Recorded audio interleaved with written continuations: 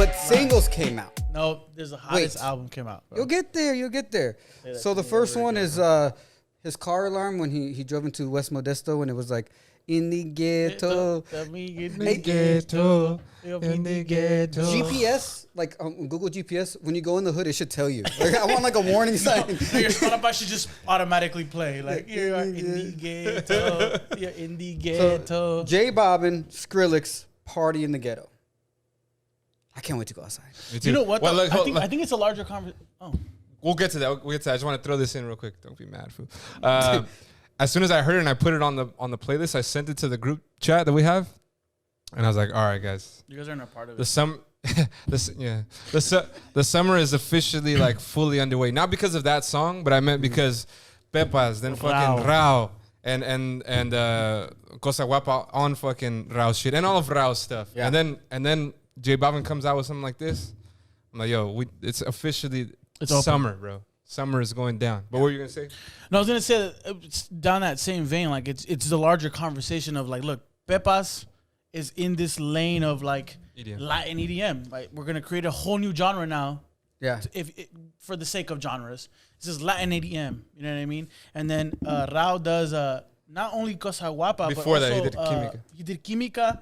So Rao's been on this tip for a while, but in that in Vice Versa, he does Cosa Guapa, he does Cuando Fue, which is another hardcore EDM. And then you have Balvin down that same lane, right? So like, I think it's super interesting that like there's a movement happening, and we're witnessing it now, where it's like the Latin artists have decided, you know what, we can't just make our urban music. We need to get into these music festivals. Well, but it's also, I think that the DJs are recognizing these guys are hot. I need them.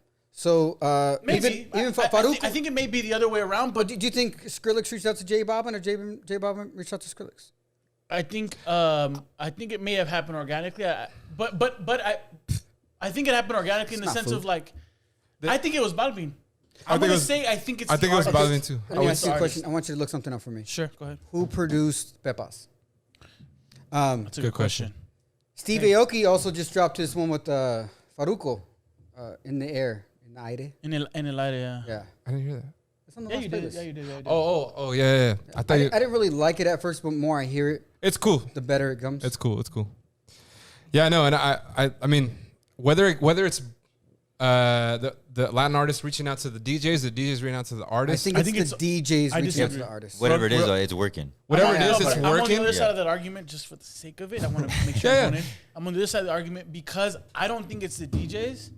I think it's the artists. Because, bro, think about it this way, right? Like, you're a Latin artist. You have your following. You know you can make reggaeton, right? You know, I'm going to make a reggaeton track. I'm going to get followers. But if you're a Latin artist from PR, from Colombia, from Honduras, from Mexico, wherever you're at, you're thinking the biggest audience truly, bro, is electric festivals. Mm-hmm.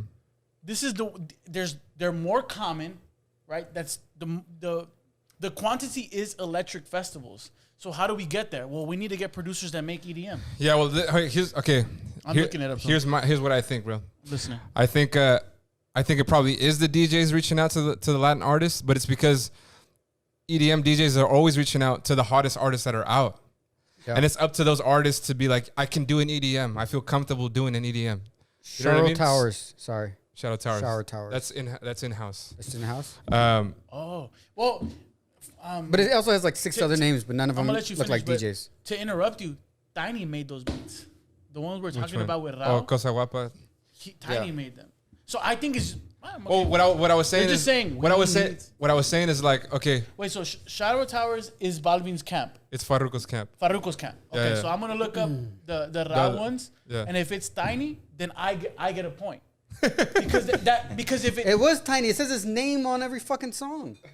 Tiny. So that means, besides the Balvin Skrillex one, it means that the Latin artists on our side are saying, you know what, guys, you guys need to make some fucking EDM hits because we need to get into these festivals. EDC's coming in October. I'm going to be there. See you there or be square. I'm going to try to get tickets, bro. And hey, you better go, bro. It's going to be dope. This one's going to be dope. I'm going to try to... I think it's a point in my favor. Yeah. Thank you. I'm gonna try to sell Hard Summer tickets for sale. Come at me. Link in bio. The best promo for sale. And then with that money, just put it towards EDC because the tickets right now are ridiculously high. But as you get closer, to get easier. Oh, okay. Yeah, we'll talk after. Are you going to EDC? Of course, bro. Yeah. Why not? I'm in the ghetto. I'm in the ghetto.